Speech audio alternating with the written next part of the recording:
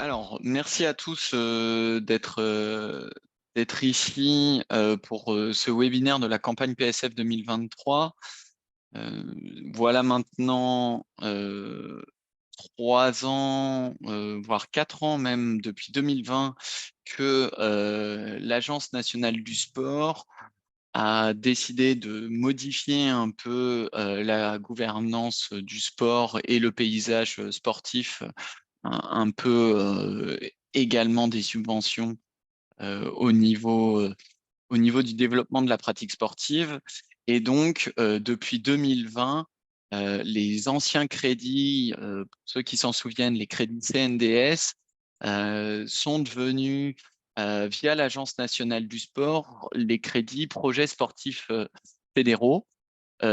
Ces crédits-là, c'est toujours des crédits publics, mais à la base, avant, ils étaient gérés via les organes déconcentrés du ministère des Sports. Maintenant, c'est plus le cas. La gestion est donnée directement aux fédérations de l'enveloppe pour leur réseau. Et donc, aujourd'hui, voilà, depuis 4 ans, la Fédération nationale du sport en milieu rural est gestionnaire d'une enveloppe accordée via l'Agence nationale du sport, correspondant à ces associations et à ces comités. Cette enveloppe-là, elle se base à la base sur une feuille de route aussi, qui est le projet sportif fédéral de la fédération, et elle a pour objectif de développer la pratique sportive pour tous en milieu rural, comme le principe de la fédération, bien entendu pour nous. C'est bien, là, on va parler aujourd'hui des subventions. Et donc, on parle pour les projets sportifs fédéraux des subventions de projet. C'est donc des appels à projets et ce n'est pas une subvention générale de fonctionnement, comme ça peut l'être parfois dans des conventionnements avec des collectivités territoriales que vous pouvez avoir de votre côté. Là, on est bien sur des crédits visant des projets annuels qui donc ont besoin également d'un retour sur cette subvention-là. C'est assez humide avec le temps, ça dure moins longtemps que le reste. Alors, je me permets de couper les micros, ou en tout cas de vous conseiller de couper les micros, pour pas qu'on ait d'interférence.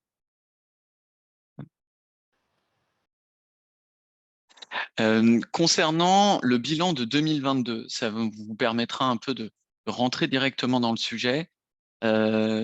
Sur 2022, on a la chance d'avoir eu un nombre de dossiers de 119 dossiers. Donc, les dossiers, c'est-à-dire c'est un nombre de structures. Et à l'intérieur des dossiers, on pouvait y avoir des fois plusieurs projets. Et donc, plusieurs actions transmises. Il y a eu 200 actions transmises. Et donc, pour un montant total demandé de 551 605 euros. On voulait montrer un peu l'augmentation du nombre de dossiers transmis et du nombre d'actions, et donc bien entendu de l'enveloppe demandée par rapport à 2021 pour justement montrer que voilà, les subventions sont de plus en plus sollicitées à la fédération et que nous, notre enveloppe en 2022 était de 300 000 euros, en gros. Ce qui donne au niveau du nombre de dossiers et de la répartition de l'enveloppe ensuite par dossier, en fonction des associations ou des comités départementaux et des comités régionaux, une enveloppe plus ou moins importante. Par exemple, pour une association, la moyenne était de 1600 euros par dossier. Et pour un comité départemental ou comité régional, on était plus sur des dossiers un peu plus conséquents. Forcément, c'est des structures plus grosses. Et donc, on était autour des 4500 euros. Sachant que on est limité, je vais le réexpliquer tout à l'heure, mais on est limité sur le cadre financier. On ne peut pas financer moins de 1000 euros par dossier. Voilà, ça c'est quelque chose, c'est des règles de financement qui nous est imposées par Bercy et par l'Agence nationale du sport. Voilà, sur les subventions publiques, on ne peut pas donner moins de 1 000 euros par structure. Donc voilà, la fourchette est forcément limitée pour nous. Des fois, on a l'occasion d'avoir des demandes qui sont moins importantes que 1 000 euros, eh bien, on ne pourra pas y répondre. Donc ça, voilà. Sachant que, comme on voit, ça correspond aussi à notre réseau. Il y a eu beaucoup d'associations qui ont commencé à déposer des dossiers. Après, voilà, aujourd'hui, la fédération fédère plus de 900 associations pour la saison 2022-2023. Et l'année dernière, c'était aux alentours de 800, presque 800.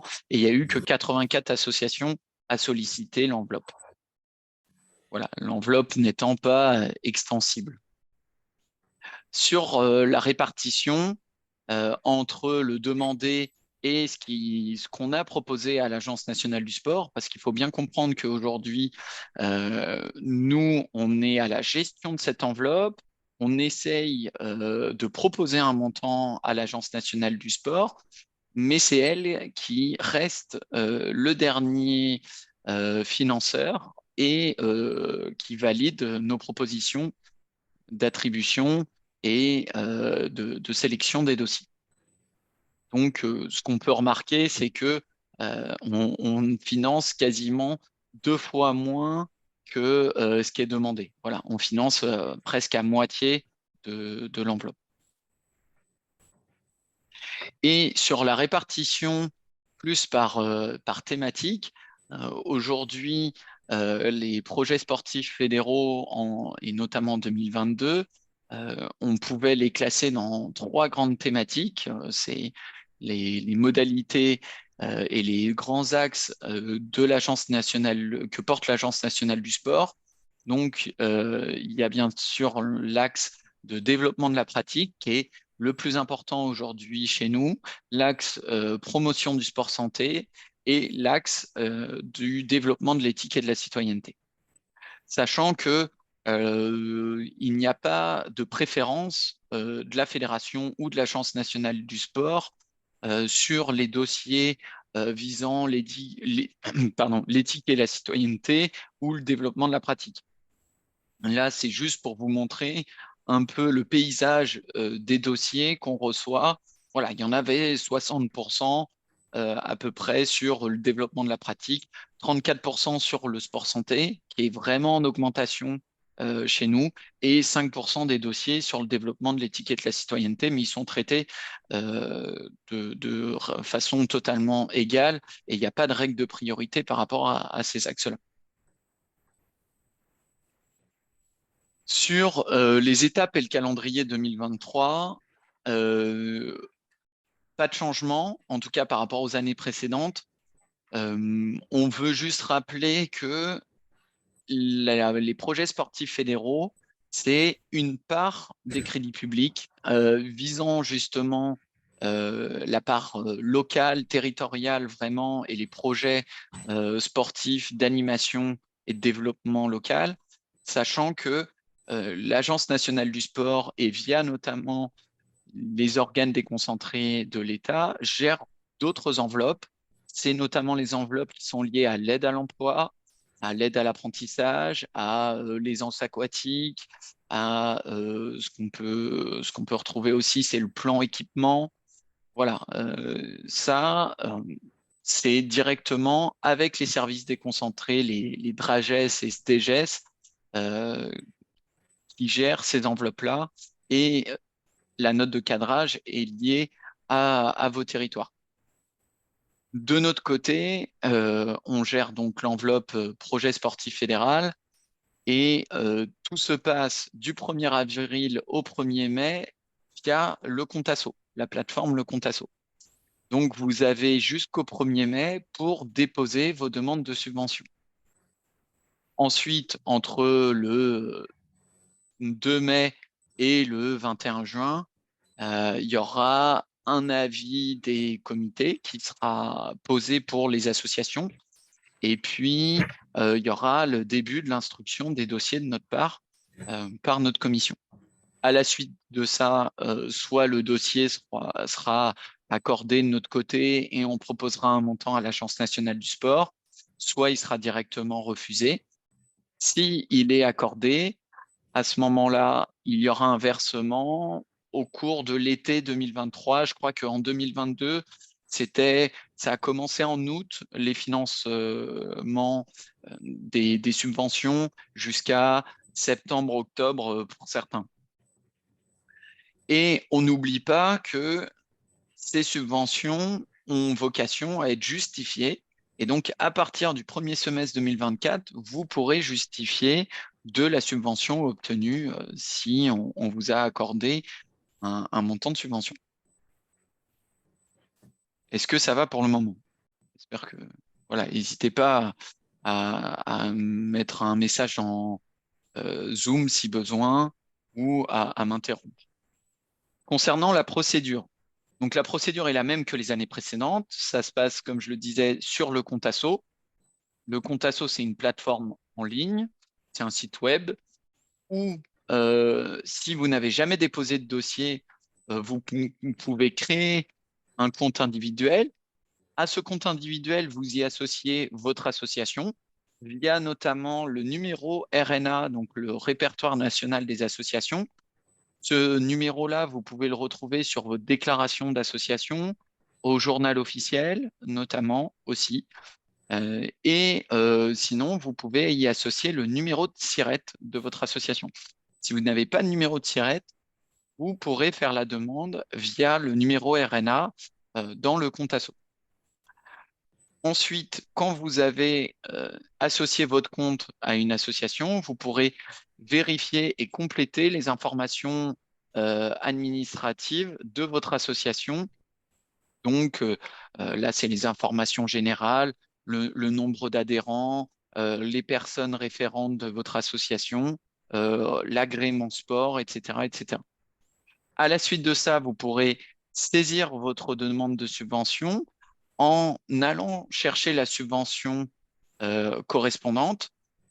Pour la retrouver plus rapidement, je vous conseille d'utiliser les codes de subvention qui sont notamment dans la note de cadrage et que vous pouvez retrouver ici. C'est des codes dans la barre de recherche de subvention en tapant 1822. Si vous êtes une association ou un comité de la région Auvergne-Rhône-Alpes, vous retrouverez tout de suite le bon lien de subvention.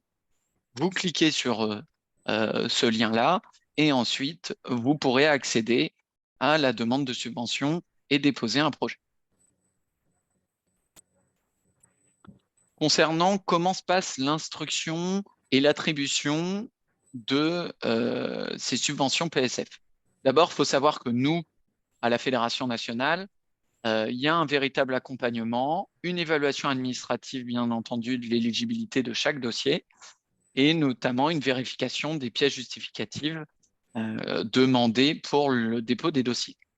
Nous, et notamment via moi et via l'ensemble de l'équipe technique, on est également présent pour vous accompagner sur les problématiques des pièces justificatives que vous pourriez avoir, le cadre de subvention.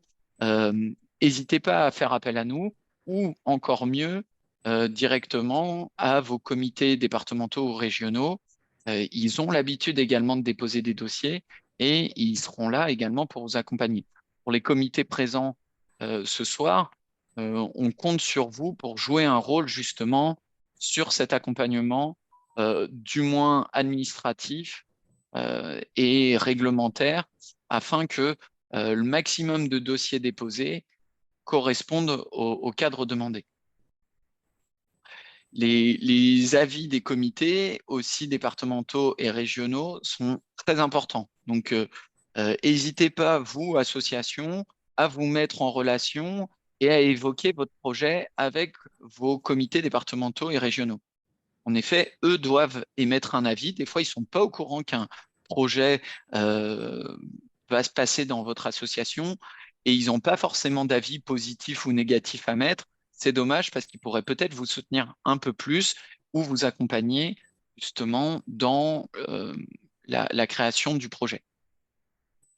Il faut savoir que l'instruction et l'attribution de toutes ces subventions sont gérées via une commission qui a vocation à être la plus représentative possible, qui est une commission ad hoc au comité directeur de la fédération. Cette commission, on a souhaité qu'elle réunisse un peu tout le paysage fédéral de la Fédération nationale du sport en milieu rural. Ça va de la présidente aux membres du comité directeur au niveau national, mais aussi aux représentants des clubs et des territoires, donc des comités départementaux ou régionaux, et même des conseillers techniques. D'ailleurs, je remercie Mathieu, qui échangera justement, qui prendra sûrement aussi un peu la parole sur cette commission et qui est représentant ce soir est présent. Je pense qu'il y a eu peut-être d'ailleurs aussi d'autres personnes présentes ce soir qui ont fait partie de cette commission. On vous invite aussi à, pourquoi pas, nous solliciter à la commission PSF de la fédération.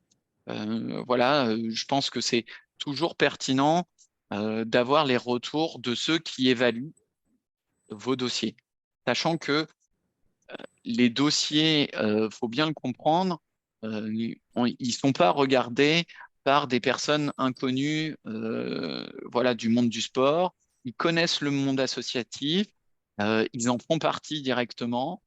Donc, je pense que c'est vraiment important de, de vous montrer vraiment la transparence, nous, de nos évaluations sur vos dossiers. Mathieu, est-ce que tu veux rajouter quelque chose là-dessus?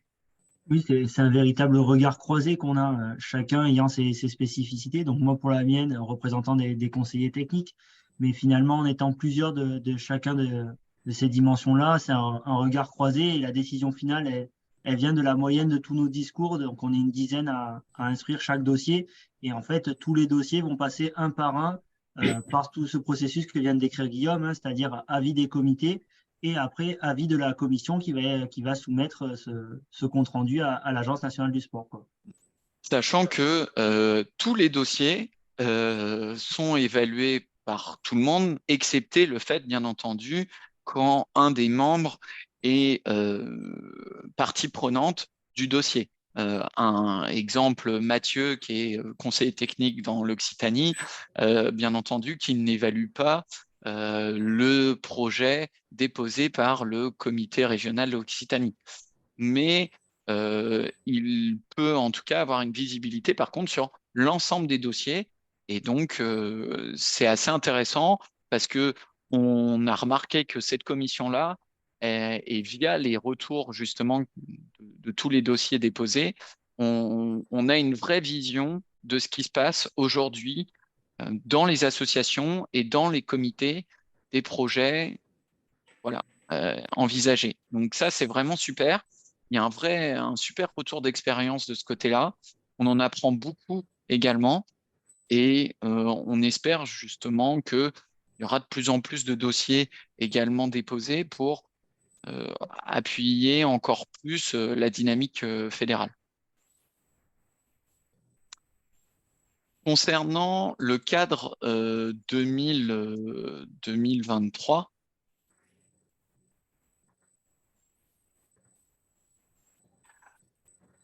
nouveauté, on va dire, pour la première année, on a une baisse des subventions. Le budget de 2023 est de 271 300 euros. C'est une baisse de moins 8,8% par rapport à 2022. Mais cette baisse-là, en fait, elle s'explique. Elle s'explique parce que en 2021 et en 2022, on a eu la chance, notamment via les plans de relance ou via des reliquats de budget, de bénéficier d'une enveloppe complémentaire. Ces enveloppes complémentaires, du fait de la sortie de crise sanitaire, ne sont plus présentes et donc l'ensemble du mouvement sportif a été impacté de moins 8% en 2023. Ce qui donne quand même une enveloppe voilà, autour de 270 000 euros et qui est une enveloppe quand même de plus de 18% par rapport à la première enveloppe qui nous avait été consacrée en 2020. Donc, une enveloppe à la baisse, mais en même temps à la hausse par rapport à l'enveloppe normalement sans les petits enveloppes complémentaires qu'on pouvait avoir. Cette enveloppe-là, elle a quelques règles particulières, notamment une partie qui est sanctuarisée pour les DOM-TOM de 13 855 euros. Donc, au sein des 271 300 euros, il y a 13 000 euros réservés et qui ne peuvent pas être fongibles sur les dossiers métropolitains et qui ne desservent que les dossiers des DOM-TOM. Donc, chez nous, principalement les dossiers de la Réunion et les dossiers de la Martinique.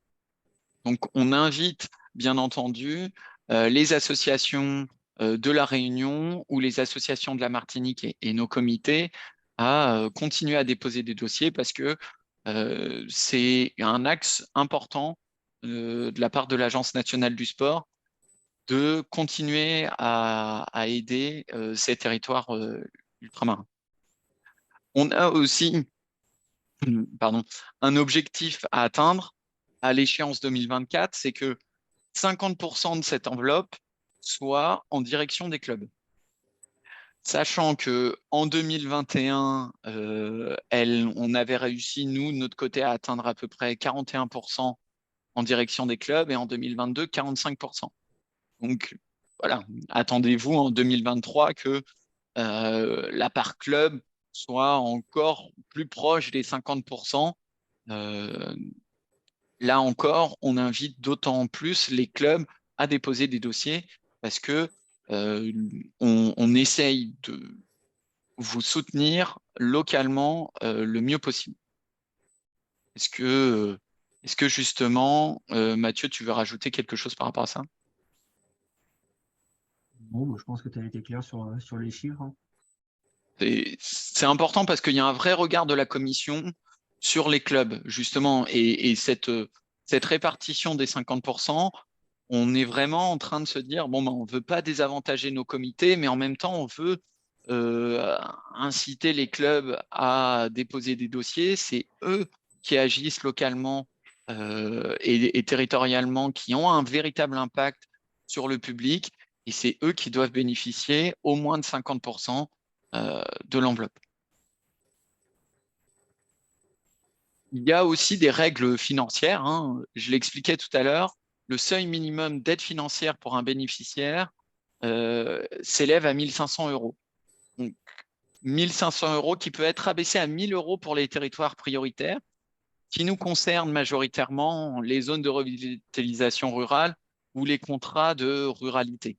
Les contrats de ruralité, c'est des contrats généralement déposés par les collectivités territoriales, donc les intercommunalités généralement, et donc qui permettent de faire bénéficier un ensemble de communes de ces contrats-là, presque 75% en tout cas de nos associations sont dans le cadre des territoires prioritaires via les contrats de ruralité, justement. Donc, de notre côté, on ne peut pas proposer une subvention de moins de 1 000 euros pour un dossier pour les territoires prioritaires. Je parle bien de dossier parce que le seuil est lié au dossier et pas à l'action. En effet, il est possible des fois de déposer une demande, par exemple, pour une première action de 500 euros et une deuxième demande pour une seconde action de 700 euros. On pourra financer donc pour un projet moins de 1 000 euros. Par contre, l'association va recevoir 1 200 euros au total. Donc, on reste bien dans les règles financières qui nous sommes imposées. Il n'y a pas de seuil maximum, bien entendu. C'est en fonction des capacités de la structure, mais on va quand même demander qu'il y ait une cohérence budgétaire. ça ne sert à rien de demander 15 000 euros si votre budget général d'association est de 2 000 ou 5 000 euros. C'est pas cohérent et c'est même contre-productif pour nous et pour tout le monde. Donc, je pense, voilà, vous pouvez demander, bien entendu, plus que 1 500 euros ou 1 000 euros. Après, ça sera en fonction de l'enveloppe, en fonction des répartitions possibles et de la qualité, bien entendu, des dossiers. Petite nouveauté par rapport à cette année, le montant de l'aide financière, elle ne peut pas être supérieure à 70% du budget total de l'action pour les associations. Les années précédentes, on avait mis 60%. On se dit que pour une association, parfois sur un projet, elle peut solliciter une aide des subventions publiques assez importantes. En tout cas, elle n'a pas forcément d'autres moyens d'avoir des ressources complémentaires. Donc, on a augmenté la part du budget jusqu'à 70%. On parle plus bien du budget de l'action, pas du budget général de l'association. Ça veut dire que, je ne sais pas, vous avez un projet de monter une école multisport au sein de votre association. Eh bien, on pourra vous aider pour ce projet-là et dans le cadre de ce budget-là, à hauteur de 70% maximum. En tout cas, c'est ce que vous pouvez demander, vous, de votre côté. Concernant les comités, on réduit un peu justement de 60% à 50% la demande, le rapport justement de la subvention publique par rapport au budget général de l'action. Là, je reprends l'exemple des écoles multisports. Vous demandez 2 000 euros, il faudra que le budget total de l'action soit de 4 000 euros.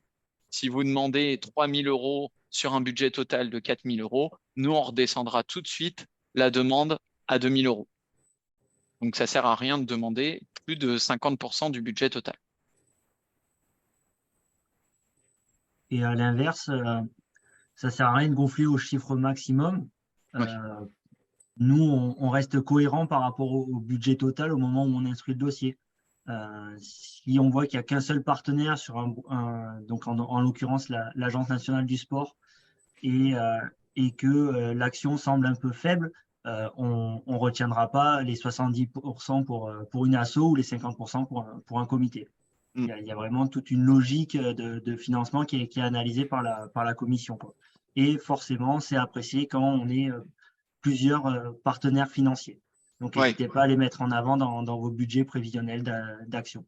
Nous, des cofinancements, c'est valorisé, bien entendu, parce que ça montre qu'on n'est pas les seuls à financer cette action, que cette action, elle peut se pérenniser peut-être sans cette subvention également.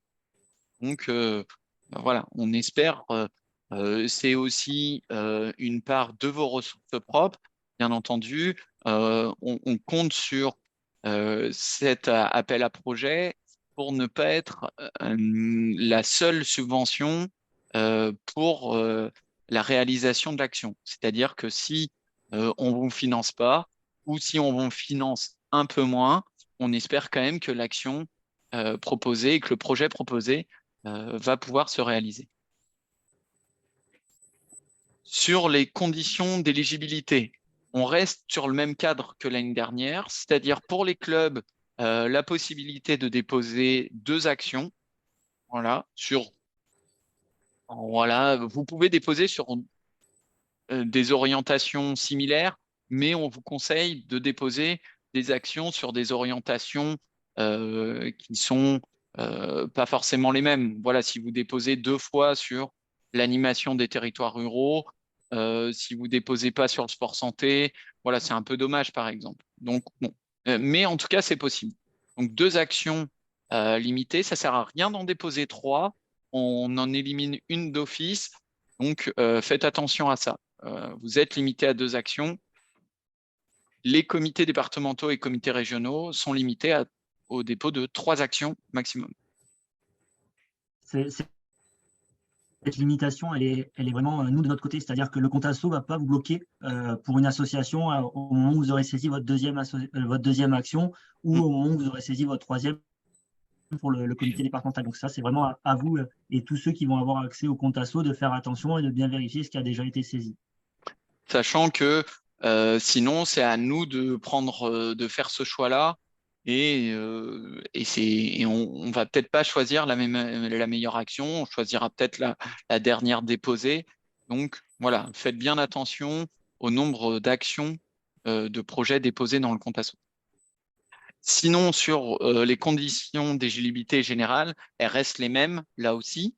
On demande bien entendu à ce que l'association soit affiliée, qu'elle soit à jour de son affiliation. On vérifiera de notre côté si dans Gestafil, il vous reste des licenciés, si vous n'avez pas payé votre affiliation. Je pense qu'on fera très attention à votre dossier. Bien entendu, on attend aussi que vous respectiez les règles générales pour une demande de subvention, c'est-à-dire un budget global de l'action qui doit être équilibré. C'est la base pour une subvention, bien entendu. D'être en capacité de fournir toutes les pièces justificatives demandées sur le compte asso, c'est-à-dire les statuts, liste de dirigeants. Ça, normalement, c'est déjà via le répertoire national des associations quand vous déposez auprès de votre préfecture et que vous faites une déclaration en préfecture de vos statuts et de vos listes de dirigeants. N'oubliez pas d'actualiser s'il y a eu des modifications statutaires ou des changements de liste de dirigeants, d'envoyer cette liste à votre préfecture. C'est une obligation, bien entendu. Ensuite, vous avez à vous importer de votre côté sur le compte asso le dernier rapport d'activité approuvé, les comptes annuels et bilans. Donc ça, on parle bien du compte de résultat et du bilan financier. Donc le rapport financier, le dernier rapport financier approuvé aussi. Le budget prévisionnel, c'est le dernier budget prévisionnel. Donc là, soit vous fonctionnez en année civile, soit vous fonctionnez en année en année scolaire, par exemple, en année sportive. Donc là, c'est soit sur le budget prévisionnel 2023 ou saison 2022-2023. Le projet associatif, voilà, c'est la feuille de route. On ne demande pas forcément grand-chose, mais au moins qu'on comprenne l'objet de l'association via le projet associatif. Il y a un modèle sur le site Internet. Si vous n'avez pas de projet associatif, si vous ne l'avez pas formulé au moins de façon écrite, vous pouvez retrouver une aide à travers notre modèle de projet associatif sur le site Internet de la fédération. Et puis, bien entendu, le RIB de l'association. Et puis, pour les comités ou les clubs qui auraient été soutenus en 2022, il est obligatoire également de fournir le compte-rendu des actions soutenues en 2022 pour une nouvelle demande. On attend ce compte-rendu. L'année dernière, on avait regardé justement les comptes-rendus avant de regarder votre dossier. Donc, il est préférable de commencer par presque faire vos comptes rendus de l'année dernière avant de commencer un dossier. Sur les axes et les orientations de 2023, là aussi, pas de changement. Pas de changement majeur, en tout cas, on reste sur la même feuille de route. Justement, on n'a pas voulu, ça avait plutôt bien fonctionné l'année dernière. On souhaite continuer dans cette dynamique, pas forcément changer tous les ans nos orientations, garder un cadre qui est quand même très général en termes d'orientation et qui permet à la pluralité de nos clubs, et on connaît notre diversité au sein du réseau, de déposer un dossier, peu importe le projet qu'ils essayent de monter. Donc, ça va, bien entendu, du côté du développement de la pratique sur animer le milieu rural. Donc, c'est des actions en faveur de la réduction des inégalités territoriales, de l'animation sportive locale. Voilà, vraiment être au plus proche de notre public général. Ça va aussi pour des actions en direction des publics éloignés de la pratique sportive. Les publics éloignés, on entend par là le public féminin, où on a une attention particulière, le public jeune, mineur, le public senior et le public handicapé, par exemple, aussi. Voilà, c'est des actions vraiment spécifiques, une journée de la femme, par exemple. Ça, c'est une action spécifique envers ce public-là. Ça va aussi sur les actions en direction de l'innovation. On a pu voir, par exemple, des associations ou des comités avec des projets assez innovants et qui peuvent être porteurs pour le territoire. On trouve ça très intéressant. Sur la formation, point d'attention, on parle bien des actions en faveur de l'amélioration des compétences de l'encadrement ou en général, mais hors brevets fédéraux. Donc, ne déposez pas de dossier sur l'organisation d'un brevet fédéral. Je pense là notamment aux comités départementaux et régionaux qui peuvent être présents ce soir. Concernant le dernier item, le sport et la compétition de loisirs, c'est toutes les actions visant à l'organisation d'un championnat, l'organisation d'un tournoi, voilà, des organisations locales, là encore, et c'est hors critériums nationaux parce que là aussi, il y a d'autres financements. Concernant le sport santé, on avait souhaité en 2022 tout regrouper au sein d'un même item, toutes les actions favorisant la pratique de l'activité physique et sportive pour la préservation et l'amélioration du bien-être et de la santé des individus. Donc, on est sur de la prévention primaire, mais parfois secondaire ou tertiaire. Dans ce cadre-là, on entend bien des actions vraiment tournées vers la santé. C'est pas parce que vous faites de la gym que vous êtes forcément sur une action sport-santé. Montrez-nous pourquoi votre action, votre projet a une résonance sport-santé. N'hésitez pas à nous le décrire. Parce que parfois, on a du mal à le sentir. Et sur l'éthique et la citoyenneté, là, c'est toutes les projets autour du sport citoyen. Ça va du développement durable aux luttes contre les discriminations, aux problèmes à l'intégration avec des publics, par exemple, en difficulté, aux violences sexuelles aussi. Voilà, aussi des actions qui peuvent se dérouler dans des, des environnements particuliers comme dans les prisons, par exemple, dans les maisons d'arrêt. Voilà, ça, c'est vraiment des projets citoyens qui sont généralement très bien perçus par la commission d'ailleurs. Donc voilà, on peut vous inciter aussi à développer des projets. On connaît les valeurs qui sont portées dans nos actions, dans nos clubs et dans nos comités. Donc voilà, vous avez tout intérêt à développer des projets autour de l'éthique et de la citoyenneté. Mathieu, tu veux rajouter quelque chose sur ça, sur l'environnement global? Ouais, c'est des grandes thématiques pour vous donner déjà des pistes d'action et de projets à mettre en place. Euh, Après, si votre projet il tombe dans plusieurs catégories, ben, prenez celle qui est la plus évidente pour vous. Mm. Il y a pas de souci là-dessus. Il n'y a pas des enveloppes qui seraient fixées par catégorie finalement. Mm. Si vous êtes en sport et santé ou en éthique et citoyenneté, vous aurez la même chance d'être soutenu et au même pourcentage. Si vous faites les deux, ben, vous en prenez un des deux de manière arbitraire, celle que vous portez le plus avec votre équipe. Et nous, de toute façon, on le lira à travers ces deux prismes. Mm. Exactement. Il y a un regard spécifique de l'Agence nationale du sport en général sur des orientations. Voilà, ça reste un regard, c'est pas des obligations forcément, mais justement l'Agence nationale du sport a voulu nous faire remonter ce regard-là, notamment qui est autour du sport féminin. Alors nous, on a la chance d'être une fédération sportive à majorité féminine dans nos licenciés.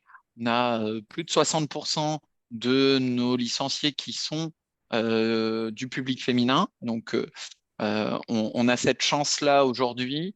Mais il y avait en 2022, là, c'est toute fédération confondue, 12% des enveloppes qui étaient directement en direction du sport féminin. Et il y avait 11% de l'enveloppe qui était en direction du public handicapé, donc le côté parasport.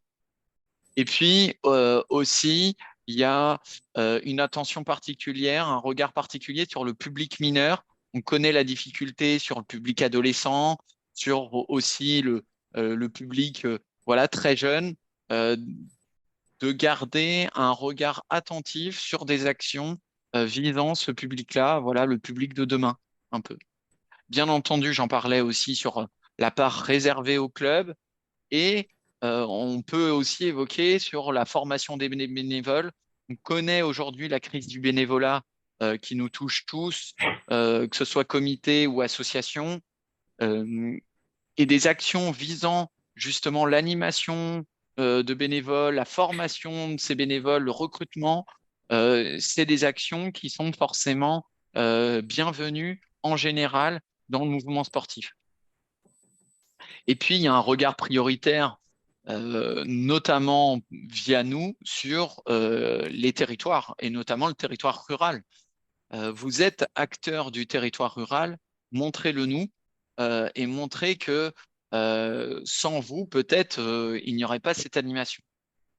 Et enfin, il y a un regard, et nous, on l'a aussi, sur la transversalité des financements, notamment de l'Agence nationale du sport. On entend par là, par exemple, s'il y a un équipement sportif qui est financé euh, via l'Agence nationale du sport dans votre collectivité et que vous portez un projet sur ce nouvel équipement sportif financé, d'animation, par exemple, de cet équipement-là, eh bien, forcément, ça peut être favorisé euh, comme dossier. De la même façon, sur les dossiers visant l'emploi et des dossiers de projet, voilà, des aides à l'emploi, on a un regard là-dessus. Sur les critères de sélection des dossiers, là, on souhaite vraiment mettre l'accent cette année et être transparent sur pourquoi aujourd'hui la fédération rejette tel ou tel dossier ou refuse de financer tel ou tel projet. Sur le rejet, c'est généralement euh, un manque de compétences ou un manque de lecture de la note de cadrage sur le dépôt d'une demande de subvention. C'est donc des informations administratives qui ne seraient pas conformes, des documents obligatoires manquants ou pas adaptés, on n'a pas de compte de résultat, on n'a pas de bilan, on n'a pas de euh, voilà, on n'a pas de pièce justificative, on sait à peine si l'association fonctionne. On a des dossiers sur visant un équipement sportif, la création d'un, par exemple, boulodrome. On a eu ça. Bon, c'est pas exactement le cadre aujourd'hui de la subvention. Pareil, on a un nouvel emploi d'éducateur sportif. Bah, c'est pas la bonne subvention. Il y a des subventions pour les équipements sportifs qui existent de la même façon pour l'emploi. On a aussi des dossiers qui sont totalement incomplets, des descriptions vides, pas de budget. Voilà. Donc faites attention à ça. Ils seront rejetés directement, ils ne seront même pas instruits peut-être par la commission. Pareil, évitez les doublons de subventions. Si vous aviez reporté, par exemple, une action, on a eu le cas en 2022, des actions de 2021 qui ont été reportées en 2022 et on redépose exactement la même action en 2022, on va pas financer deux fois la même action. Sur les refus, là, on regarde quand même le dossier, mais à un moment, on se dit que c'est pas en cohérence avec la politique générale, la stratégie de la fédération. Ça va de l'inscription dans la logique du développement fédéral. Généralement, c'est les associations, par exemple, qui ne jouent pas du tout le jeu de la licence, qui euh, ont une affiliation chez nous, mais n'ont pas de licenciés, qui ont 3 licenciés. Bon, bah là, pour nous, c'est comme si cette association, elle n'existait presque pas. Donc, voilà, on fait très attention à ça. Les dossiers comportant des incohérences aussi avec les capacités de l'association, on en parlait avec Mathieu. Euh, voilà, des budgets surgonflés. Euh, on nous dit que dans le projet, ça demande 40 personnes, mais il y a 12 licenciés et il n'y a pas de salariés, par exemple. Bon, bah voilà, là, on fait vraiment attention à ça. Les dossiers qui sont enfin pas en lien avec les axes prioritaires de la fédération. On a parlé juste avant des orientations.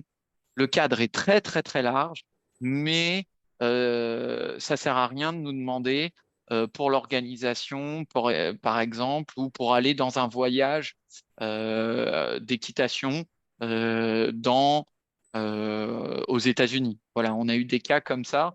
On n'est pas sur le cadre du développement de la pratique sportive, qui est la finalité aujourd'hui du projet sportif fédéral. Mathieu, est-ce que tu veux rebondir dessus? Voilà, c'est juste préciser les critères de refus. On est quand même dans une logique de subvention d'État de l'Agence nationale du sport. Et même si en amont du 1er mai et de la deadline, on peut vous aider, que ce soit les collègues du national ou les collègues régionaux et départementaux. Après, à partir du 2 mai, voilà, on rentre dans le cadre d'une subvention d'État qui est analysée devant tous ces prismes. Et comme vous avez pu le voir, la commission elle est multicasquette.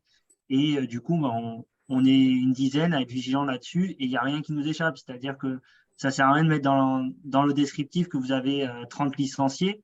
Nous, de notre côté, en fait, quand on instruit les dossiers, on a à côté le chiffre réel qui est renseigné de votre association, qui vient directement de votre banque de données de Gestafil. Donc, en fait, quand vous marquez 30 et que vous n'en avez que 3, nous, on voit qu'en plus, vous nous avez menti. Donc là, c'est vrai que c'est le genre de choses qui ne donnent pas du tout confiance dans tout le reste du projet parce que, partant de là, on voit qu'il n'y a aucune logique sur la suite. Mm. Et pareil, sur les projets, on a beau être une fédération affinitaire, en fait, on a une multicasquette qui permet d'avoir une vision de tous les sports. Donc, pensez pas en vous disant, tiens, j'ai un sport traditionnel qui est peu connu. Au moment de l'instruction, ils y comprendront rien et ils verront que du feu. Non, non. Et si jamais il y a des cas spécifiques, on prend le temps de les analyser un à un et d'en rediscuter en commission collective, en fait. Et pareil, les dossiers, on commence à les connaître. Les associations, on peut vous connaître aussi. Donc, des fois, c'est plutôt un point fort, mais ça ne sert à rien. Soyez le plus proche de la réalité. C'est ce qui marche le mieux aujourd'hui pour une demande de subvention. On n'est plus comme avant, notamment sur les anciennes subventions CNDS ou autres subventions qu'on pouvait déposer euh, auprès des services déconcentrés, par exemple de l'État, où fallait en montrer le plus possible. Là, vous pouvez nous montrer la réalité, on peut vous financer quand même parce qu'on vous connaît justement. Et parce qu'on est du réseau sport en milieu rural, quoi. On est Exactement. vraiment confronté, nous aussi, au quotidien, en dehors de ce temps d'instruction des dossiers, aux problématiques de la ruralité, du multidisciplinaire, du fait d'avoir des assos qui fonctionnent normalement avec 20 personnes. Et voilà. Et c'est là où ça change tout par rapport à une gestion déconcentrée, comme ça pouvait être le cas sur le CNDS à l'époque, où ce genre de dossier n'était pas forcément instruit à sa juste valeur parce qu'ils n'avaient pas conscience. Et forcément, quand une asso sport en milieu rural déposait quelque chose par rapport à un club de foot qui avait 200, 300 licenciés, c'était compromis. Nous, là, on analyse tous les dossiers sport en milieu rural sous le regard sport en milieu rural et on a une lecture attentive par rapport aux contraintes que peut avoir c'est les clubs qui font partie de cette fédération-là, quoi. Si je reviens sur notamment la logique de développement fédéral et notamment la licence, c'est important d'en parler parce que aujourd'hui, aussi l'Agence nationale du sport, j'en ai pas parlé, mais a un regard très vigilant sur le fait que les enveloppes des projets sportifs fédéraux aident au développement de la fédération.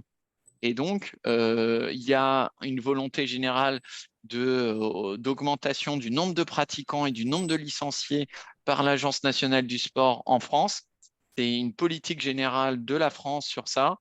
Et nous montrer aujourd'hui et vous financer alors qu'il n'y a aucun retour sur la licence à la fin, c'est contre-productif et c'est pas du tout dans la vision des projets sportifs fédéraux. Et dans la continuité aussi, pour les assos qui ont une multi-affiliation, après, l'Agence nationale du sport croise les données. Déposez pas le même dossier à la Fédération du sport en milieu rural et une autre fédération délégataire. Oui, on a vu ça et on peut justement faire attention. Des fois, on voit par exemple des associations qui nous disent clairement qu'elles déposent chez nous parce qu'elles ont peur de ne pas être reçues dans l'autre fédération. Bon, là, à un moment, on a vocation à aider aussi les clubs qui jouent le plus le jeu chez nous, donc qui s'investissent totalement au sport en milieu rural. Et si vous déposez un dossier, il faut que ce soit un dossier qui soit dans la logique du projet fédéral de la Fédération nationale du sport en milieu rural. Donc c'est pour ça, là aussi, je vous invite à relire de nouveau le projet général de la fédération. Sur les autres points d'attention, premier point d'attention, et je pense qu'il faut comprendre et qu'on répète de nouveau, le PSF, on finance des actions de développement, des projets, on ne finance pas du fonctionnement. Donc, si vous êtes une association de tennis de table et qui a besoin d'un petit coup de pouce pour financer ses tables de tennis de table, ses balles, son matériel, son encadrement, ça ne sert à rien de déposer un dossier parce qu'on est totalement dans le fonctionnement. Par contre, si vous avez un véritable projet de développement, que vous souhaitez mettre en œuvre un nouveau créneau, un tournoi, voilà, incorporer des nouveaux publics, montrez-le nous comment, et que ça va engager des frais, ce projet-là, là, OK. Mais par contre, on est dans la plupart du temps, à la limite, parfois sur des associations, sur des subventions de fonctionnement. Donc voilà, c'est pas parce que vous êtes une association de gym que vous allez et que vous avez des publics un peu santé que vous allez forcément toucher une subvention. Nous, on va vraiment faire attention à la qualité de projet. Voilà. Et derrière, encore une fois, ce qu'on recherche, c'est l'augmentation et le développement de la pratique en milieu rural. Donc, si votre volonté, c'est juste de continuer votre activité, ça ne va pas dans la finalité de l'association, de la fédération, pardon. Donc, là aussi, j'expliquais, achat de matériel ou frais d'encadrement, ce n'est pas un projet, ce n'est pas une finalité. Donc, nous dire, j'ai mon projet achat de table de tennis de table, bon, voilà. Par contre, qu'à l'intérieur de votre projet, parce que vous organisez un tournoi, parce que vous allez avoir une section jeune, une section femme, etc., là, vous allez avoir des besoins plus conséquents et vous allez avoir besoin d'investir dans du matériel. Donc, c'est possible. Sur l'investissement matériel, une règle financière aussi que je dois rappeler, il n'est pas possible, avec cette subvention-là, d'acheter du matériel, donc là, à l'unité, de plus de 500 € hors taxe. Voilà, bon, ce qui est déjà assez conséquent, mais en tout cas, c'est pour du petit matériel, c'est possible de solliciter dans le cadre d'un projet général. Le mobile sport aussi, c'est pas une finalité en soi. C'est un super outil. On a eu des projets, je crois qu'il y a Arnaud qui est présent notamment ici, qui a un mobile sport sur le comité 66. Et c'est génial, il le montre bien dans son dossier que le mobile sport, c'est un outil pour pouvoir aller toucher des publics, pour pouvoir mettre en place des projets, mais nous dire on a un mobile sport, on attend une subvention, là, ce sera plus possible. On a été assez magnanime, notamment sur les lancements des mobiles sports, voilà. Mais par contre, il nous faut qu'il y ait un vrai projet, qu'il y ait vraiment une animation derrière, des publics particuliers, des territoires particuliers. Le mobile sport est là pour répondre justement aux contraintes. mais ça ne sert à rien d'avoir un camion et un encadrement si derrière, on n'en fait rien. Donc, expliquez-nous à quoi il sert et pour quel projet. Est-ce que vous avez un projet particulier, une définition particulière de l'utilisation de votre mobile sport? Je peux rebondir, Guillaume? Vas-y, vas-y. Oui, non, juste, donc oui, c'est donc Arnaud, donc le responsable du mobile sport dans le 66. Vraiment, la traduction de ce que dit Guillaume, c'est qu'il ne faut pas aller loin. Vous montez une action, il y a, admettons, je ne sais pas, 5 ateliers dans cette action. Vous utilisez le mobile sport comme un outil qui permet d'aller emmener ces actions, tout simplement. Ça ne doit pas être réfléchi comme le mobile sport est une action qui est financée dans le cadre du projet sportif fédéral. Donc, vous avez une action, donc dans le cadre d'un comité, je précise, et avec le mobile sport, en fait, le mobile sport va être l'outil, au même titre que ça pourrait être un véhicule personnel si vous n'avez pas de mobile sport. Ben voilà, ça peut être ça, en fait, la démarche. Il faut vraiment le voir au plus simple pour pas tomber justement dans l'effet inverse de à tout prix dire on va faire une action avec le mobile sport et de se l'avoir refusé parce qu'elle est centrée exclusivement sur le mobile sport. Et puis, enfin, n'hésitez pas à bien préciser à quoi il sert. Nous mettre tout ce que vous faites avec le mobile sport, bah, du coup, c'est pareil, c'est pas un projet, c'est du général. Là, on attend de savoir vers quoi il doit se tourner. Je reprends l'exemple d'Arnaud. C'est des ateliers santé. On a 6 ateliers santé prévus sur un territoire particulier. On a un projet général de développement du sport santé sur ce territoire-là. Voilà, on vous montre ça. Mais Arnaud ne nous a pas déposé un projet général de tout ce qu'il faisait, tous les ateliers, toutes les actions qu'il faisait avec le mobile sport. Donc voilà, nous on attend vraiment une meilleure utilisation des dossiers déposés sur le mobile sport. Sachant que là aussi, pour rappel, il y a un financement de la fédération, notamment sur l'aide en matériel, l'aide je crois au covering aussi, de la part de la fédération sur le mobile sport. Donc, il y a une aide fédérale qui est particulière. Là, c'est une aide sur des animations, des actions. Pareil, j'en parlais tout à l'heure sur les projets, l'organisation de brevets fédéraux. C'est déjà financé par la fédération sur un autre, une autre ligne financière en direct entre les comités régionaux et ou parfois des comités départementaux et la fédération. Donc, ça ne sert à rien de nous déposer un projet d'organisation de 4 brevets fédéraux. Ça ne sera pas financé.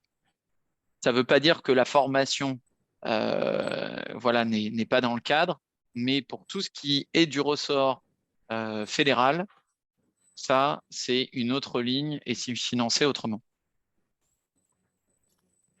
Pareil pour la participation ou l'organisation aux critériums nationaux de la fédération. On pense au critérium de tir à l'arc, au critérium de tennis de table, au critérium de badminton.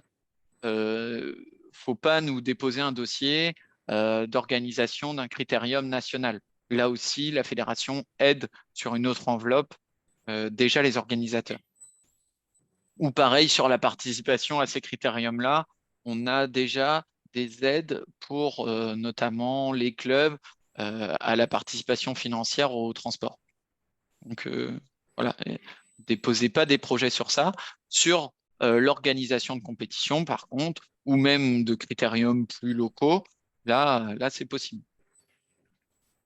On attend de vous aussi qu'il n'y ait pas de redistribution des subventions. On commence à les voir apparaître, ces dossiers un peu mutualisés, ces dossiers qui ont juste pour objectif de dire on va ressoutenir tel club, on va redistribuer et accompagner tel club. Bon, ben, en fait, c'est de la redistribution d'un comité vers un club, par exemple. Donc, voilà, il faut vraiment que le porteur du projet et de la subvention, c'est celui qui finance et qui doit justifier de la subvention.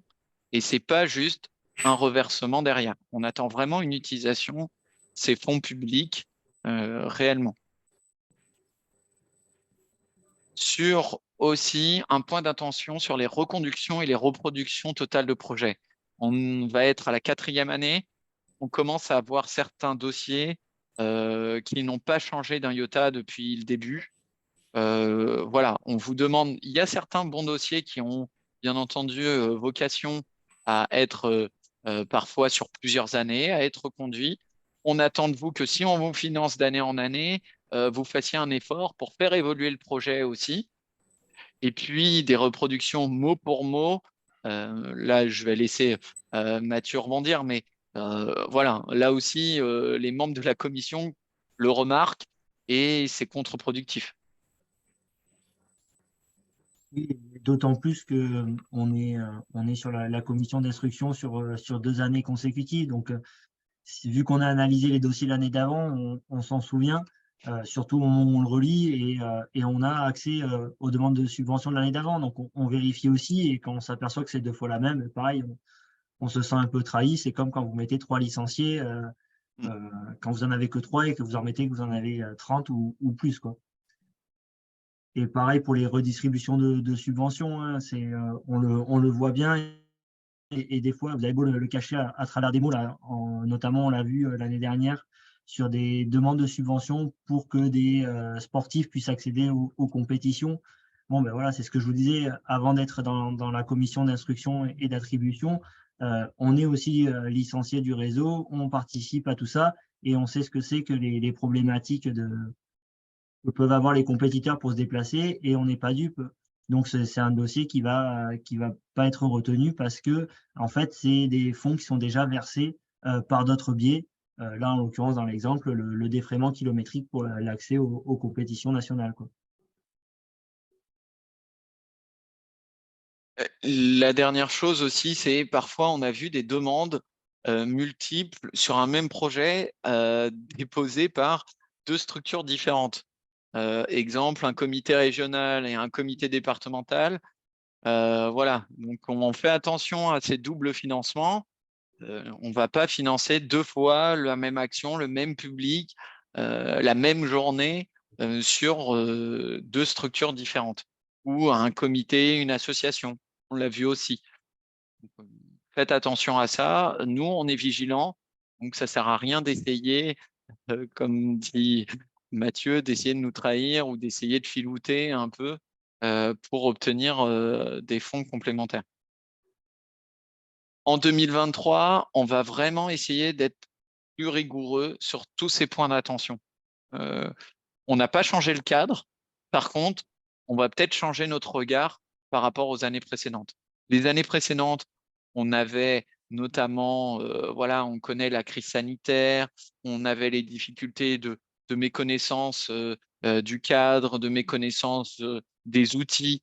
Maintenant, on commence à quand même connaître le fonctionnement et on espère que vous aussi, vous vous pliez au cadre défini par la fédération et l'Agence nationale du sport. Sur les pièces justificatives, justement, là, on a 2-3 mots à dire. Avant d'instruire votre dossier, on instruit vos pièces justificatives pour vérifier si, au niveau administratif, vous êtes OK pour qu'on puisse vous délivrer une subvention.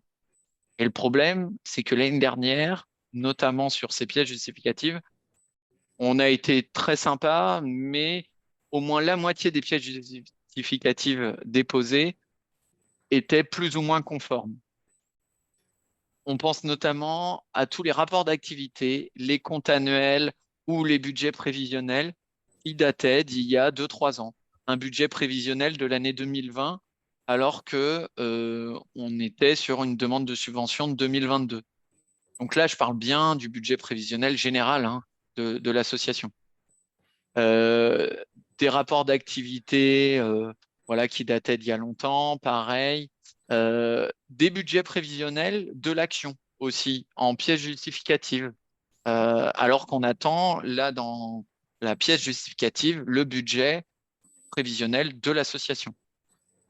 Des rapports d'activité vides ou un simple PV d'Assemblée générale nous disant qui était présent à l'Assemblée générale. Mais on ne sait pas ce qui s'est passé sur la dernière année, la dernière saison pour cette association. Des statuts qui n'étaient pas conformes, pareil sur des listes de dirigeants non actualisées des années 80 par exemple, alors qu'on sait dans Gestafil que c'est plus les mêmes dirigeants. Là, on vous conseille de regarder ce qui est dans le compte asso de votre côté et de faire la démarche auprès de la préfecture pour les changements de statut ou les changements de liste de dirigeants.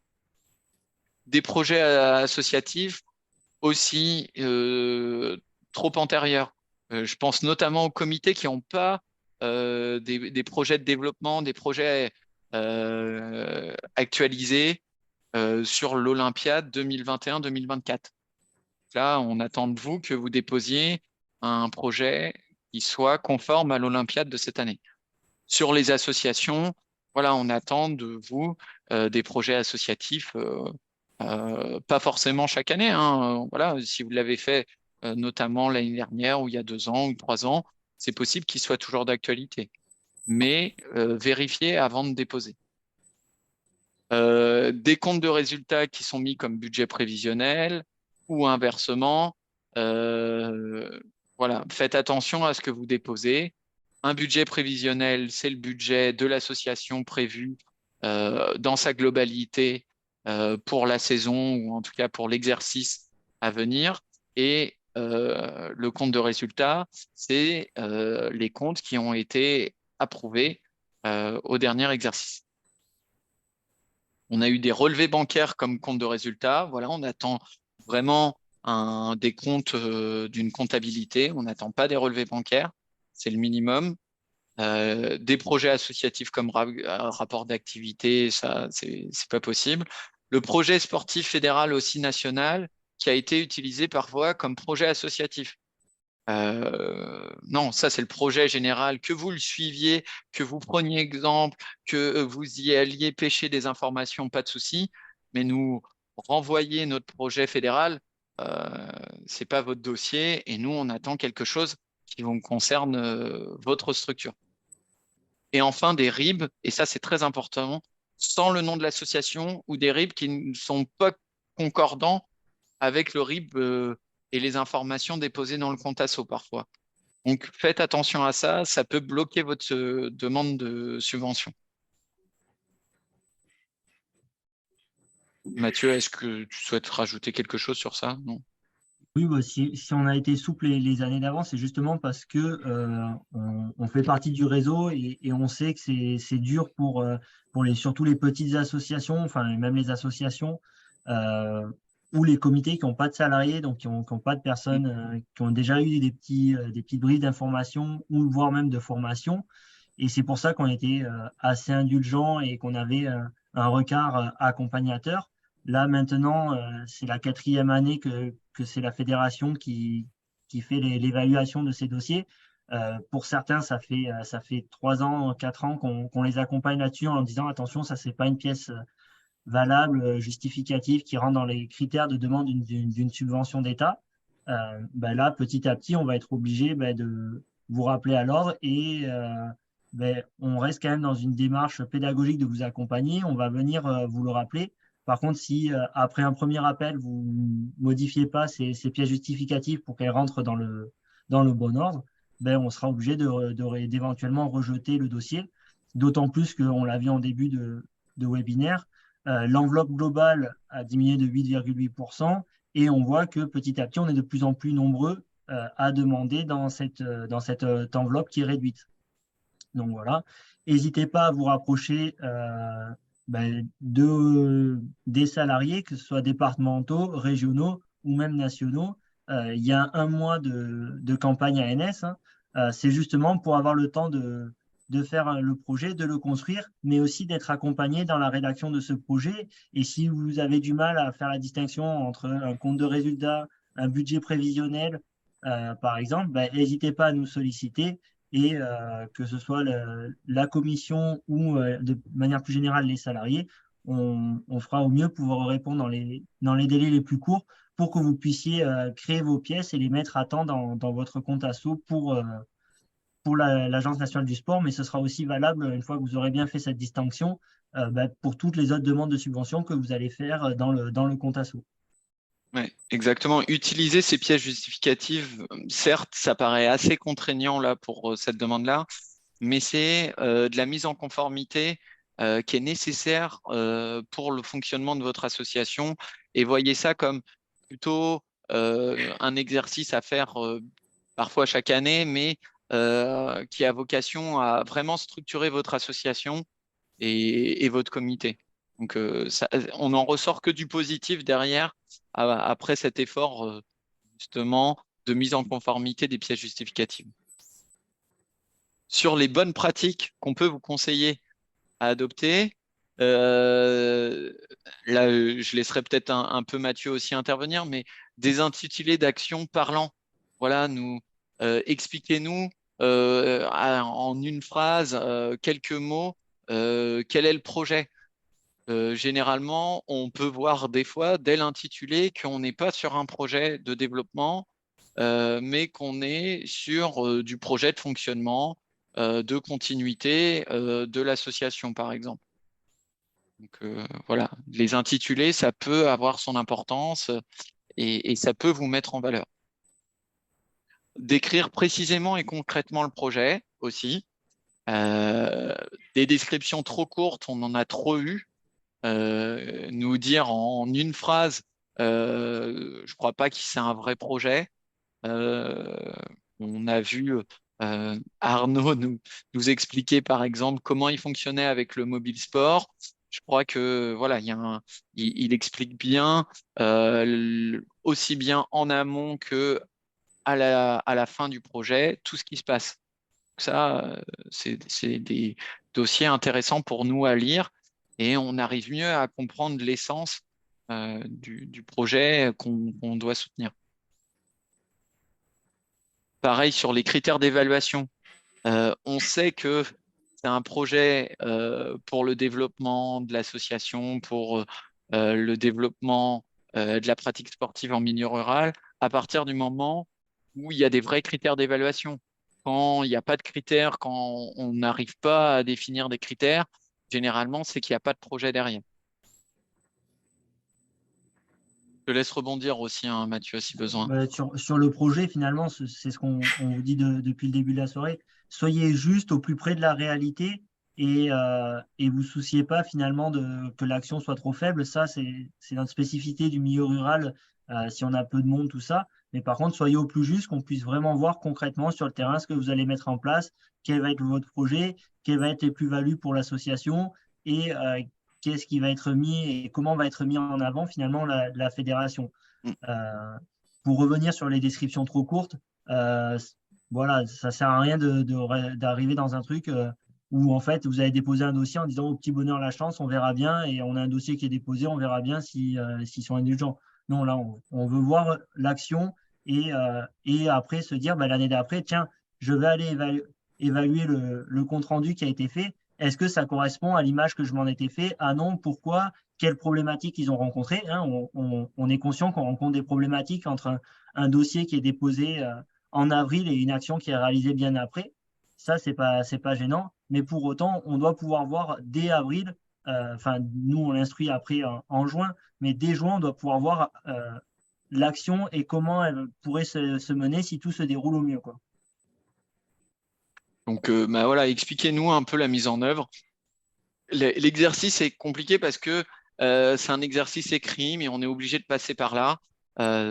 Donc, voilà, là encore, on peut vous accompagner, on peut vous montrer, par exemple, donner des exemples de descriptions qui sont intéressantes pour nous. En faites pas des tartines non plus, ça sert à rien de nous mettre 4 pages de description, mais au moins, voilà, de façon assez synthétique que quelqu'un qui connaît pas votre association, qui connaît pas votre comité, lise le dossier et comprenne ce qui serait financé derrière.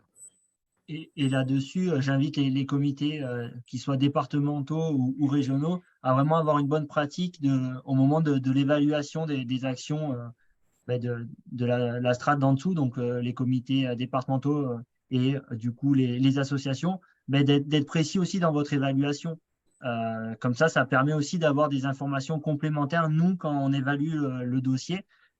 Parce que des fois, le comité départemental, il est un petit peu accompagné, mais au final, l'association a validé comme ça et en relecture, ils s'aperçoivent que c'est pas très clair. N'hésitez pas en commentaire à repréciser en quelques mots pourquoi, dans quel sens, quelles actions, quelle plus-value. Et nous, tout ça, on le prend en compte au moment de l'instruction. Et des fois, un petit commentaire de quelqu'un qui a un regard un peu extérieur vient amener une plus-value. On se dit, ah ben oui, d'accord, c'est ça qui a voulu être mis en avant, c'est ça qui a peut-être été rédigé un petit peu vite ou de manière pas assez précise. Et ok, c'est ça le projet, on le soutient, on va proposer un budget et une subvention à l'ANS qui correspond à ça. Et c'est ça, les informations complémentaires, toute information complémentaire qu'on peut avoir est bonne à prendre. Vraiment, là-dessus, les avis, les commentaires et la connaissance aujourd'hui du réseau local, elle passe surtout par vous, notamment les comités et des fois même les associations. Donc, nous, on a besoin de cette remontée d'informations pour évaluer au mieux vos dossiers. Il y a aussi, on attend bien entendu un budget prévisionnel de l'action équilibré. Donc ça, c'est une règle générale. Ne mettez pas des budgets déficitaires ou des budgets avec des excédents. Voilà, il faut trouver le juste milieu. Pareil, mettez-nous des budgets au réel. Des fois, on voit des budgets complètement farfelus pour des associations. Il y a 5 000 € sur l'assurance alors qu'ils n'ont qu'une assurance via la Fédération nationale. Donc, voilà, c'est pas cohérent. Mettez des budgets sur les lignes qui vous correspondent. Donc là aussi, pas de budget gonflé, on en a parlé plusieurs fois. On attend de vous que si vous déposez plusieurs projets, ils soient sur un seul dossier. Et donc ça, c'est dans le compte asso. Au moment de l'étape 4, où vous cliquez sur consulter, saisir un projet, vous déposez un premier projet en tapant plus. Et si vous êtes un comité ou une association, vous pouvez déposer un nouveau projet. Par exemple, pour un comité qui peut déposer jusqu'à 3 projets, il va cliquer 3 fois sur ce petit plus. Donc, un même dossier et pas à chaque fois refaire la démarche. D'ailleurs, vous pouvez retrouver vos dossiers. Vous pensez bien enregistrer régulièrement. Si vous n'avez pas le temps de finir votre dossier de demande de subvention, c'est pas grave, vous enregistrez et vous pourrez retrouver ce dossier-là. Recommencez pas les étapes dès la première étape si vous y revenez. Vous pouvez voir dans le compte asso, il y a un petit onglet, voir les demandes de subvention et puis vous verrez que votre dossier est en cours de saisie et donc vous pourrez le reprendre à ce moment-là. Pensez bien à enregistrer. Voilà, des fois, ça arrive que des associations, des demandeurs, en tout cas en général, perdent leur demande de subvention avant de l'avoir déposée. Voilà, et n'hésitez pas à enregistrer. Si vous avez des problèmes sur le compte asso, contactez-nous. Là aussi, on a la main, en tout cas pour vous accompagner. Il y a un guide qui est vraiment très, très bien fait. Les guides du compte asso et tout ce qui est tutoriel, manuel du compte asso sont vraiment très bien faits. Ils reprennent étape par étape. N'hésitez pas à les consulter. Quasiment tous les problèmes que vous rencontrez sont expliqués dans les guides. Sur quelques exemples de projets qu'on voulait vous proposer, vous mettre en avant, on a sélectionné quelques projets qui ont été vraiment bien vus par la commission, qui sont vraiment dans l'esprit de la fédération. Ça, c'est pour les associations. Il y avait un projet d'une association donc dans le 76, une association de danse, un projet sur le public handicapé. Donc, c'est des ateliers spécifiques adaptés au public handicapé Ils vont directement dans les instituts spécialisés. Ils font à la fin de ces ateliers-là, il y a vraiment une mise en scène, un spectacle spécifique. Voilà, ça porte vraiment ses fruits. Aujourd'hui, ils ont, grâce à ça, un nouveau public handicapé présent chez eux. Ils ont toujours du lien avec ce public-là. Ça a créé une vraie relation. Ça, c'est un projet qui a vraiment retenu notre attention, par exemple. Il y a eu un autre projet sur des Olympiades, par exemple, et des Olympiades qui comprenaient vraiment, c'était autour du public enfant, bien entendu. Donc, une diversité d'activités sportives, mais aussi des activités un peu de loisirs et récréatives. Euh, des activités qui étaient aussi en faveur, par exemple, des tout petits. Il y avait sur le 0-4 ans et ces activités-là étaient en collaboration avec les parents. Et donc, c'était pour intégrer, voilà, les parents et les enfants jouaient ensemble, faisaient équipe ensemble. On trouvait l'idée, voilà, très valorisante, intergénérationnelle. Et ça, la journée d'Olympiade, avec, voilà, il y avait toute une préparation, il y a un vrai projet qui était déposé derrière, ça avait été bien perçu. Sur une autre action, là, on est beaucoup plus sur une activité spécifique, et en plus, qui est spécifique à la fédération, c'est le tir à la corde, la création d'une école de tir à la corde. Donc là aussi, sur le public enfant, première fois, première école de tir à la corde aujourd'hui en France qui était montée. Donc là, c'est pareil, on est vraiment dans le développement de la pratique, on est vraiment dans le développement de la fédération aussi. Donc des projets qui étaient très intéressants aux yeux de la commission. Sur des projets de comité, là, je peux prendre 3 exemples.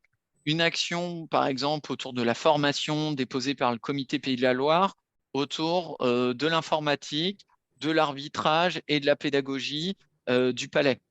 Voilà, ils ont une forte activité palais de leur côté, mais ils ont besoin pour leurs dirigeants, pour les commissions, pour tous les organisateurs de compétition, euh, de les former à certains outils et à une certaine organisation, une certaine rigueur, à des règles d'arbitrage, à des nouvelles dispositions.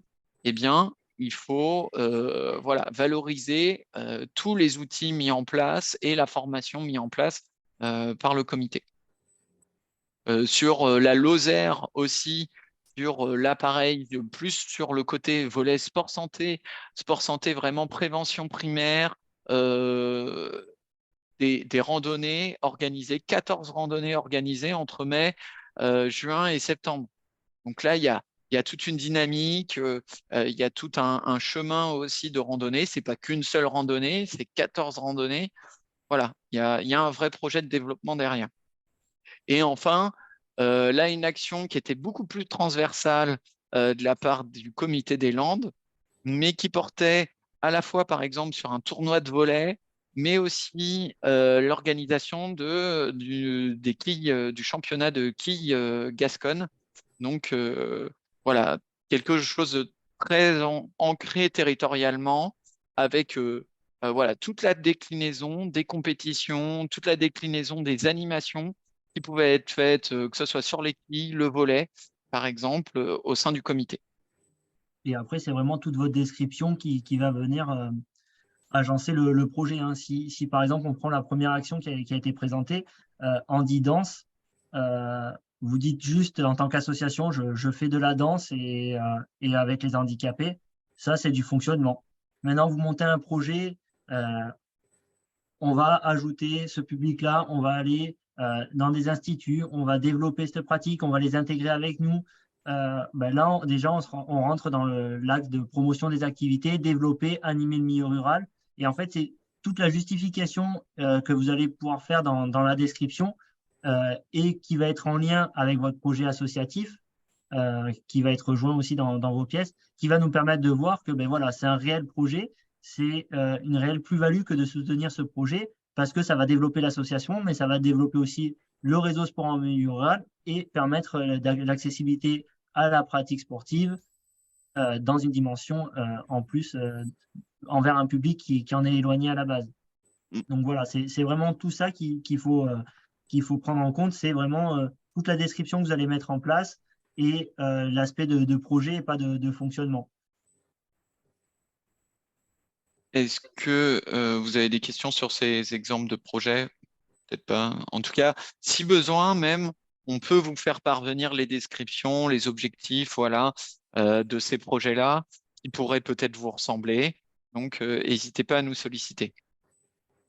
Là aussi, on a un guide mis en place, guide de subvention que je vous conseille de lire et de un peu vous bien vous apprivoiser avec ce guide-là parce que ça vous aidera à avoir un projet qui est mieux expliqué. Enfin, la justification des subventions, ça c'est quand vous avez été soutenu, elle se passe là aussi sur le compte asso. Depuis 2021, vous avez à saisir vos comptes rendus financiers sur le compte asso. Donc, que ce soit pour ceux qui ont eu en 2022 des subventions, ils doivent justifier d'ici, s'ils souhaitent déposer un nouveau dossier, d'ici le 1er mai, leur compte rendu financier, ou si ils souhaitent pas déposer de subvention cette année, eh bien, ils ont jusqu'au 30 juin.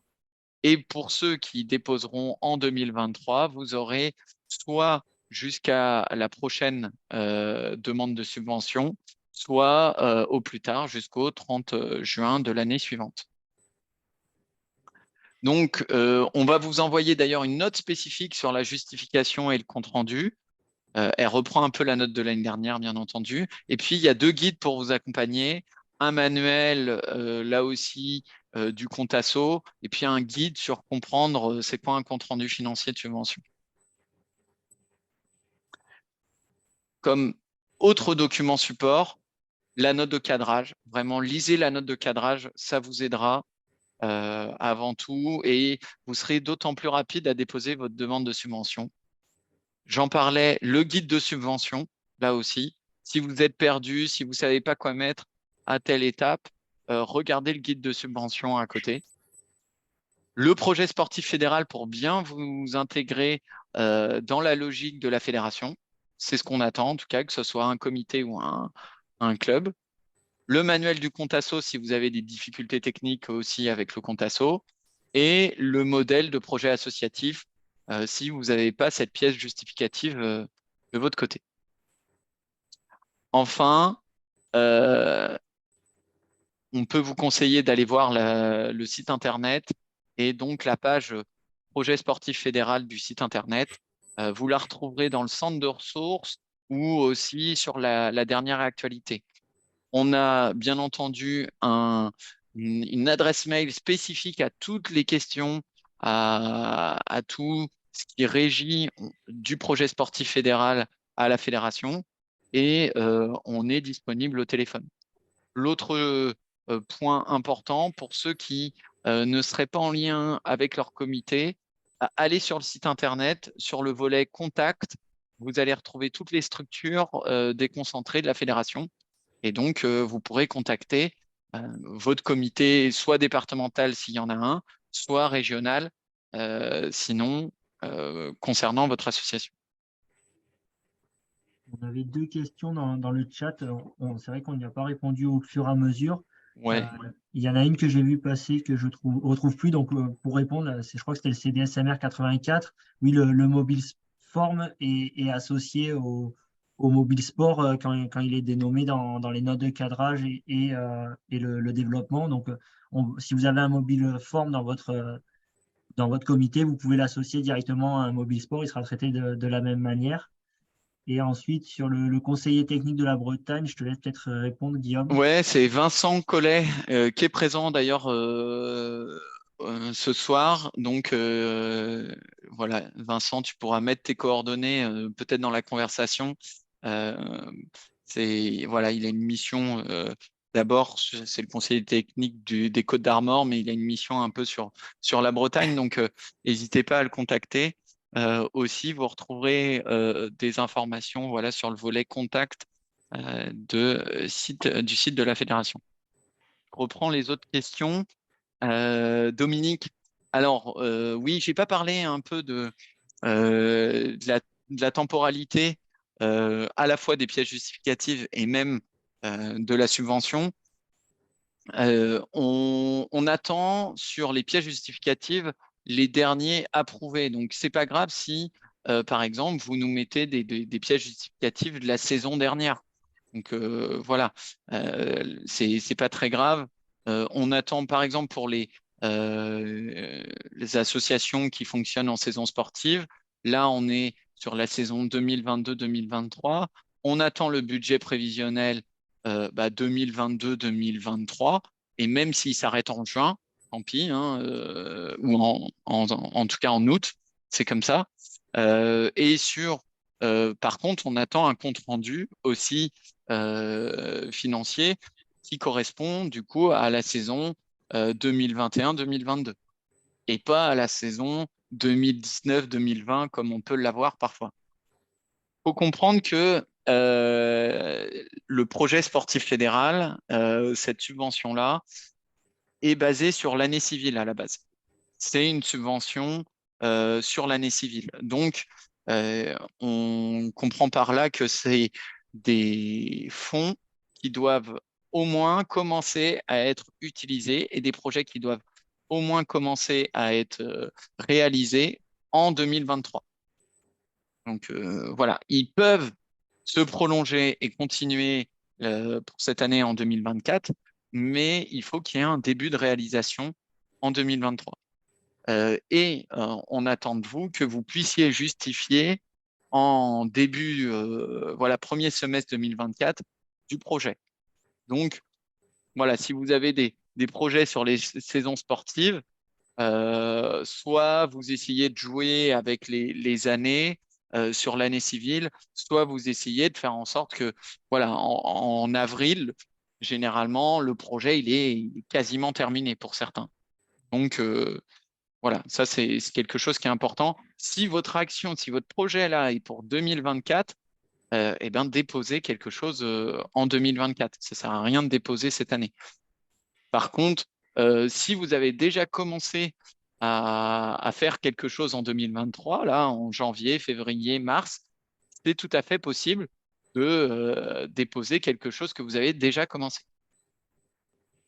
J'espère avoir répondu à la question. Sinon, Dominique, n'hésite pas à intervenir. Georges, dans le budget prévisionnel de l'action, on indique la subvention espérée de l'ANS. Oui, oui, ben, bien entendu, c'est du prévisionnel. On espère que dans votre budget prévisionnel, vous avez prévu une subvention. Après, on peut comprendre voilà, que le prévisionnel soit pas exact et que les montants correspondent pas parfaitement. Dans tous les cas, entre le budget général, prévisionnel général de l'association et le budget prévisionnel de vos actions, on attend qu'il y ait une certaine cohérence. Voilà. On le disait tout à l'heure, on a vu des budgets prévisionnels d'actions de 4, 5, 6, 10 000 euros, 10 000 euros de budget prévisionnel, et puis il y avait 5 000 euros de budget prévisionnel d'association. Bon, bah là, la cohérence n'est pas forcément présente. Et puis, dans tous les cas, sur l'action, bien entendu, quand vous déposerez votre demande au sein du compte asso, la demande sollicitée, la subvention sollicitée apparaît automatiquement dans le budget prévisionnel de l'action. Est-ce que vous avez d'autres questions? Voilà, on n'est plus très nombreux, on n'est pas très nombreux, donc on peut juste échanger ensemble sur des questions générales, même sur si vous avez besoin un peu d'un petit coup de pouce, comprendre si le projet que vous avez, que vous souhaitez porter correspond ou pas au cadre. Par exemple, on peut déjà en parler ce soir. Je vous laisse activer vos micros si vous avez besoin. s'il n'y a pas de retour, on pourra s'arrêter ici. On a un peu débordé. Peut-être précision, vous y prenez pas au dernier moment pour saisir vos projets sur le compte asso. C'est arrivé l'année dernière ou l'année d'avant, bug du site le compte asso, et certains assos se sont retrouvés à pas pouvoir déposer leur projet. Donc, évitez d'attendre le 1er mai, prenez-vous-en à l'avance. Et dès que c'est validé par l'ensemble des membres du bureau, envoyez-nous là, quoi. Exactement. On a toujours la possibilité, nous, de vous renvoyer votre dossier. S'il y a un problème, par exemple, pendant l'instruction, c'est toujours possible de vous renvoyer le dossier à l'édition. Donc, voilà. Même là, sur la période d'avril, vous pouvez le déposer. On peut peut-être des fois le regarder ensemble et on vous le redonne la main et vous le redéposez par la suite. Donc, c'est possible, ça aussi. S'il n'y a pas de questions, je vous propose qu'on s'arrête ici. Je vous remercie tout le monde voilà, d'avoir suivi le webinaire. N'hésitez pas en plus à voilà, nous faire des retours si besoin. Je vois les comités aussi présents ici, à partager le webinaire. On va le mettre en replay, donc à le partager ensuite. Pareil pour ceux qui ne seraient pas forcément ceux qui déposent les dossiers, mais qui étaient présents ce soir, n'hésitez pas à partager le webinaire. Voilà, des fois, prendre 1 heure en amont, ça va vous éviter d'être à côté de la plaque pour le dépôt du dossier. Merci à tous. Merci. Bonne soirée. Bonne soirée à tout le monde. Au revoir. Au revoir à tous. Ciao tout le monde. Ciao Bye. tout le monde. Merci, bonsoir. Bonsoir. Merci.